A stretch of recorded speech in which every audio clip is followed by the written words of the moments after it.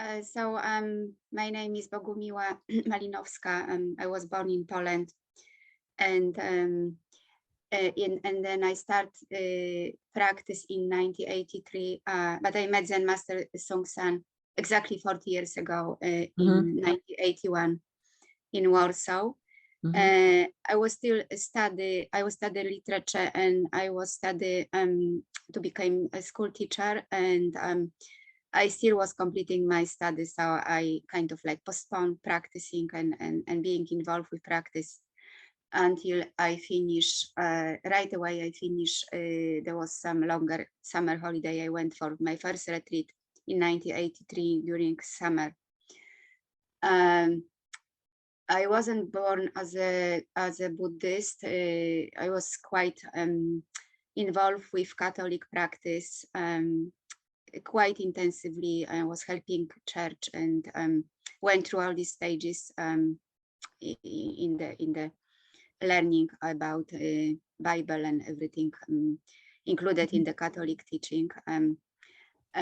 So my actually first person who kind of introduced me just a little bit was my academical teacher, who was also my supervisor with my master degree in Poland. He was involved with Zen, but in different school with Philip Kapleau.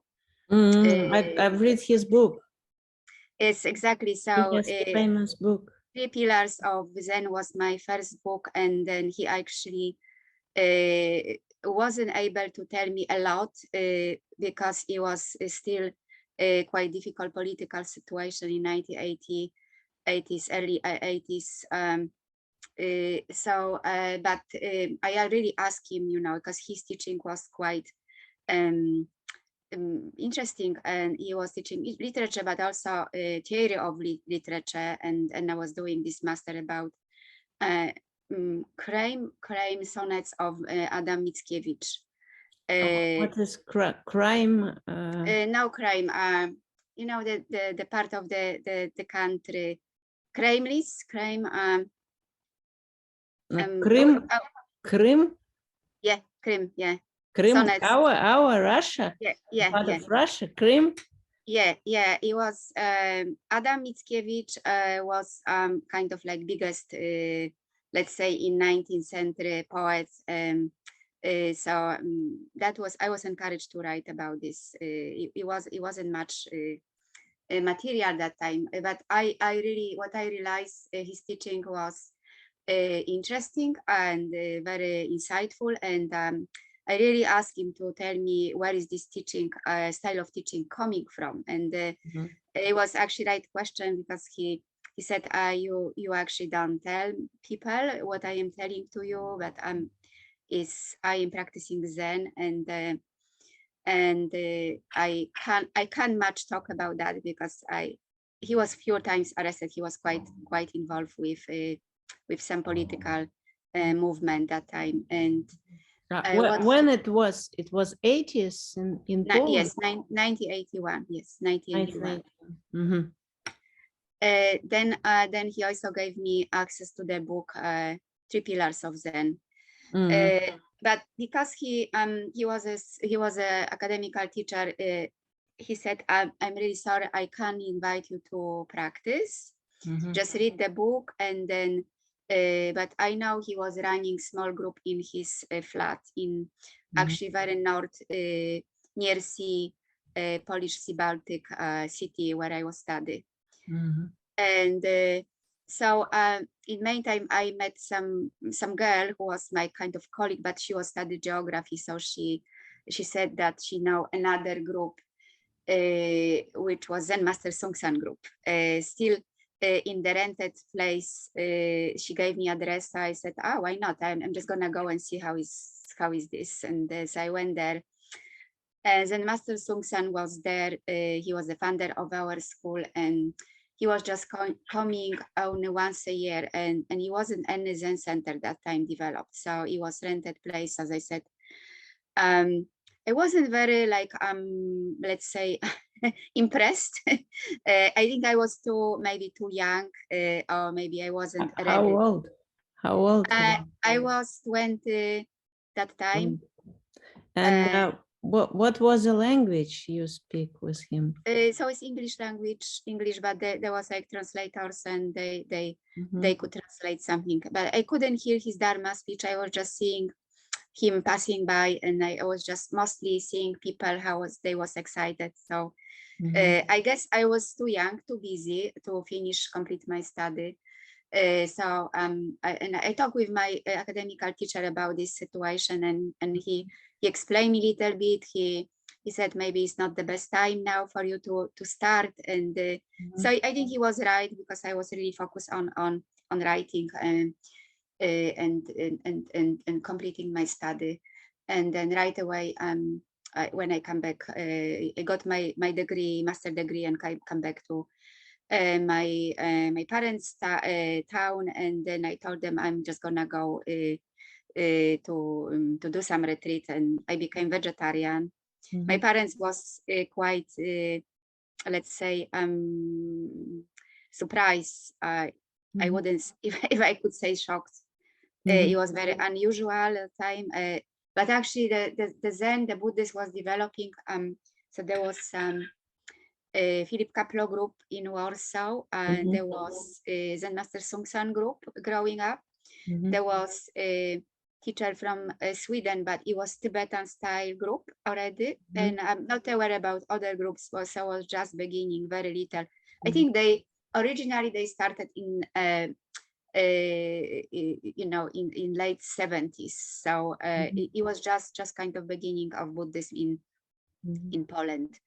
I mean, not exact beginning, but I was one of the kind of like first students, and so then I when I finished completed retreat in Warsaw in 1983, then it was physically very challenging, and mentally as well. I couldn't concentrate much, and the body position we have to sit was very unusual for me, and but the impression of keeping, yes. And you did the workshop study with Philip Kapleau or with Sung Sang? No, I didn't have any study with Philip Kapleau. The only my contact was through my academical teacher. I was reading his book, but I started with Zen Master Sung San without, he wasn't present, because he was coming only once a year to Poland. He had to have a visa because he was coming from America. But there was no authorized teacher in Europe that time, including Poland. So he had to wait for teacher, and sometimes he brought other teachers from America. And he started to actually also coming with Zen Master Wubong, that time Jacob Pearl, who could speak Polish, because he was a Polish Jewish who immigrated to America, and actually one of the first students of Zen Master Sung San in America.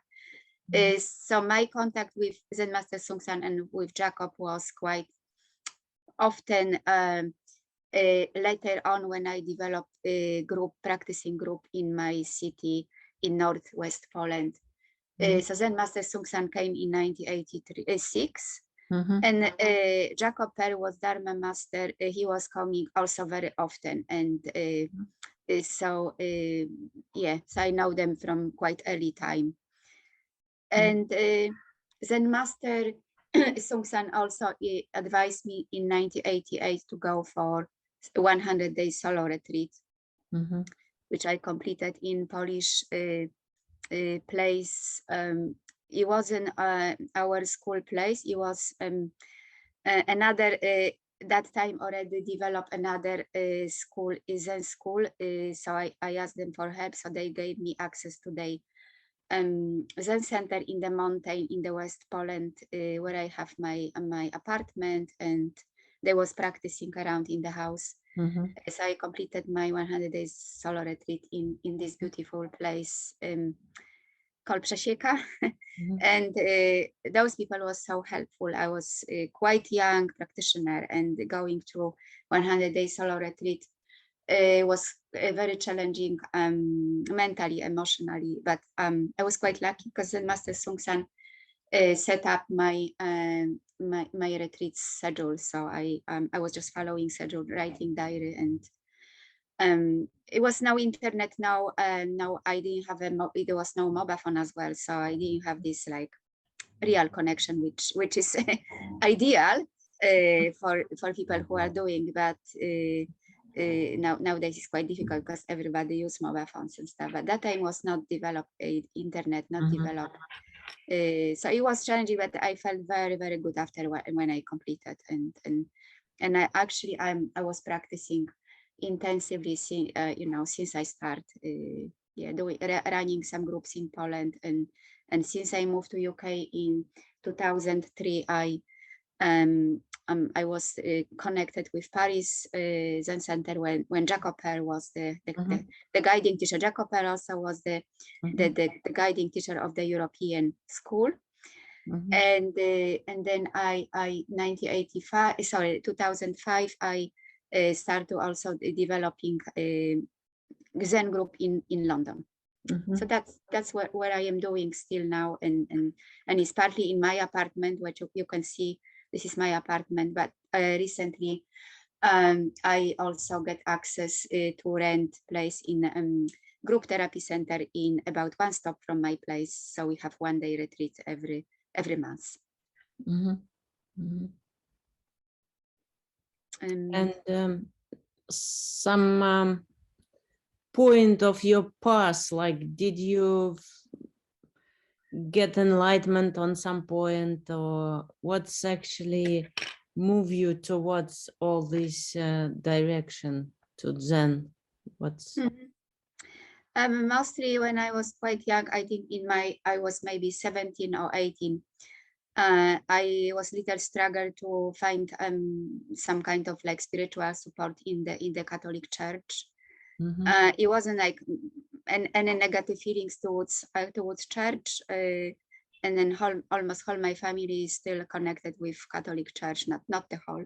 Some really like what I am doing, but members of my family, but mostly I was not satisfied with kind of like spiritual advice, and I was looking for something maybe through science. I talk a lot with mathematician, and through maybe literature, some poetry, and my own research, and then I think mostly what I experienced after first retreat, not even meetings and Master Sung San first time, but first retreat was physical struggle, but I kind of find very interesting that silence might bring so a deep connection between people, and might actually really help our mind to kind of come down and find the peace, and that was quite magical, because I was feeling we don't have to actually talk to be connected, and this connection is very, very meaningful, and we can do some simple activities like eating a formal meal, or doing different forms of practice, and working in Zen center like cleaning and stuff. So it was for me amazing, kind of like giving me lots of like peace that time in my life. And I was thinking I really want to experience this more and more, and also find quite interesting when I start to meet different teachers, and meeting them face to face, and having always everything was through translator, because I couldn't speak English at that time, but it was still very interesting to have this like feelings that I get some answer not from thinking, and that the experience, the relationship between teacher and then having this prompt from teacher to keep don't know mind. So that's how I was thinking is interesting. Then later on I find that sitting longer retreat, which happened quite late in my life, when I started to travel, when I became teacher. So it was like 2009 I was authorized after 26 years of practicing, and I became authorized teacher. and I started to travel to South Korea, and some time ago also to United States, and I find like sitting longer retreats are really getting chance the human to get quite deep to some level of I don't know, subconscious. I wouldn't say that, maybe like really get to to have a space to digest some feelings, some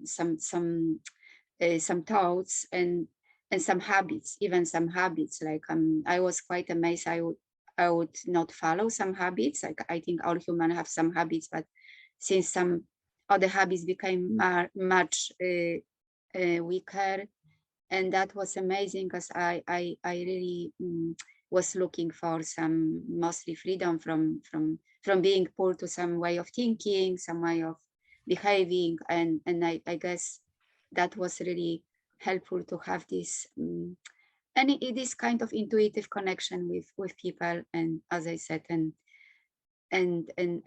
it's and I feel like it's infinite process of development. So there is no actually end, and then we can always experience more and more moments. So that was the amazing moment.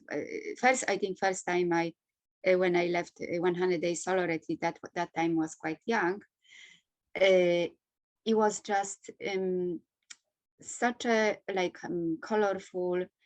It was actually like autumn, maybe September, and it was such a colorful nature I've never experienced before, and such a like intensive smell and sounds, and hearing the sounds rather than our own thoughts was very I think saying refreshing is not enough. It's just being so connected, and I think that's what sometimes happens to people when they are in the beautiful place or in some through some other situation, but having this again and again, not just by chance, is kind of like I think very worthy to like to get there, so that's what I can say. Yeah. And solo means that you did not talk with any other people and did not connect.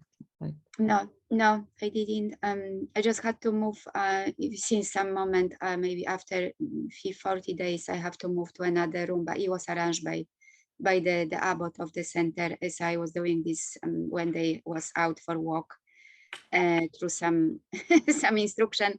So but there was some that I was feeling support, because it was actually real support, because Zen Master Sung San told me about schedule, which was so helpful. I was just following hour after hour what I should do.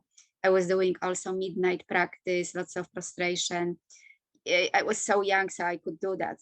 I didn't have any problem with that. But the problem was because I didn't ask him actually about the food, and then I don't know if he could advise me, because he was in America, he was Korean, but I was a bit like too much optimistic too, and I brought food, which I after maybe 10 days I got sick from this food. I cooked for myself, and I was eating what I brought, and then it came up that it wasn't food I could eat. So I just sent letter to the abbot, and the abbot they were so helpful people. She write me back, and then she said that they're gonna cook for me.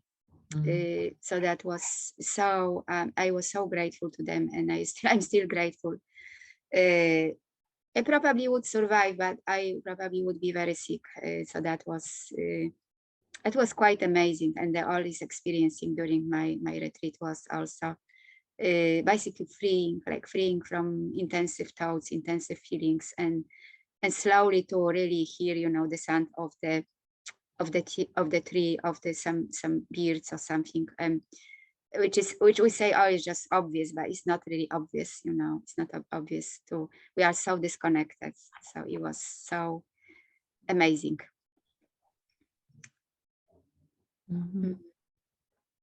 Yeah. Okay. Спасибо. Спасибо. Yeah, I think it's a good introduction.